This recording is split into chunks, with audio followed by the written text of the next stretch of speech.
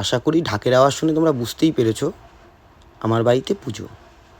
আর গোল্ডির এটা প্রথম আমার বাড়িতে পুজো দেখা।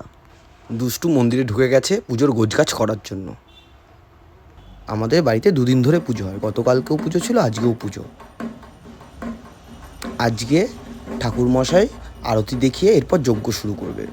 আর যজ্ঞ শেষে তোমাদের দেখাবো কেন আমাদের বাড়িতে দুদিন ধরে পুজো হয়। আর সেটা জানার জন্য ভিডিওটা পুরো দেখতে হবে।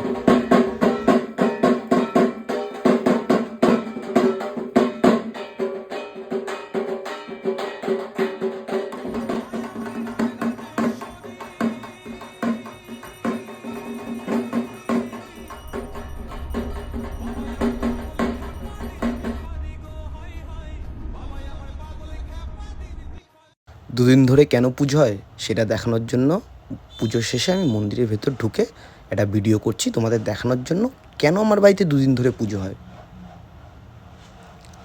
আশা করি ভিডিও দেখার পরে তোমরা বুঝতে পেরে গেছো কেন আমাদের বাড়িতে দুদিন ধরে পুজো হয়। কী ঠাকুর নেই, প্রায় সব ঠাকুরই রয়েছে।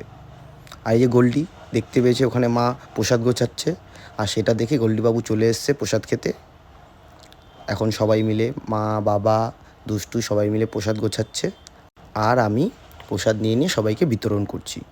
যাই হোক, পুজো শেষে ফুল ফ্যামিলি একসাথে ছবি তুললাম, সেই ছবিগুলো তোমাদের সাথে শেয়ার করছি।